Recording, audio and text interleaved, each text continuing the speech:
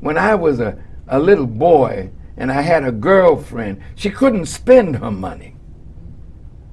And sometimes she had more than me.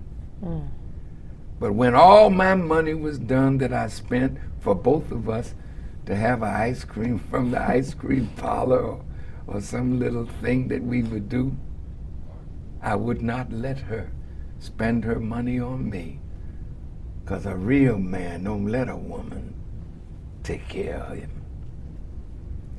Can no woman love a man that she's taken care of? You become her child. Her voice is stronger than yours in the house. So don't even try to boss her around, because she the boss. And she knows it even if she don't say it. This bum, he don't have a job. Mister, you ain't never lie. I ain't never lied. Listen, I'm so glad it's coming from you. But my sister, this is real. Yeah. That's the kind of man I wanted to be. I told my wife when we were just girl and boyfriend, I don't ever want no man coming to my house taking my furniture.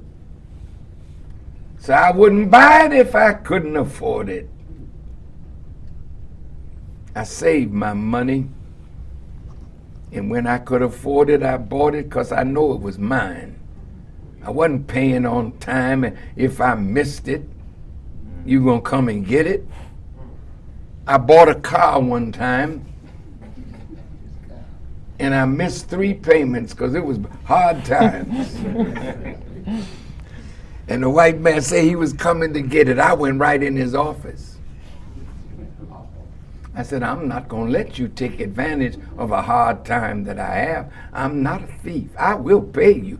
But if you come to get that car, I'll burn the car to the ground. No, I'm not joking. Wow. I told him I'll kill you. He knew I wasn't playing.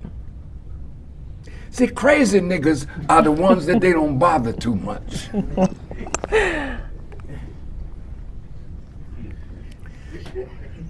What? Well.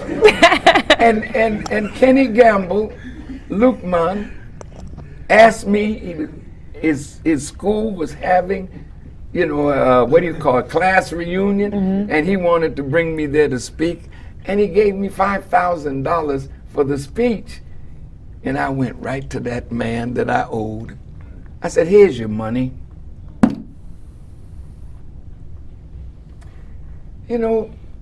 God favors you when you're willing to die for something. That's right. Yes, sir. I bought a gun. My teacher didn't teach me this. But in the day when my teacher was gone, I came a little crazy, And I bought a gun for my wife, and I bought a gun for me. We lived in a neighborhood that was kind of like when you get a place and you don't really understand your surroundings. They didn't want no black folk in there, but there was 1 or 2 hanging around. So they came and threw bottle in my window, and my little granddaughter was sleeping on the floor. I got my pistol, and I went looking for him. And then I decided to go right to the police station. See, there's something about this man Elijah, that when you know him, he takes fear out of you. When you know yourself and you know God, you're not a weak, spineless, punctified man. So I went in the police station and asked for the chief, whoever was the head of that. I said, sir, I went out a few days ago and I bought 2 guns, one for my wife and one for me. I said, now you all know how to make examples of little black children that are doing something wrong, but you don't know how to do that for your own, but I do. So the next little white boy that comes throwing something in my window, I'm gonna put a bullet in his you-know-what. They said, Farrakhan, if you do it, we'll come after you. I said, you'll just have to do that. I ain't never seen them white people. Ain't nobody ever throw no more stuff in my window. There comes a time in your life when you can't take no more.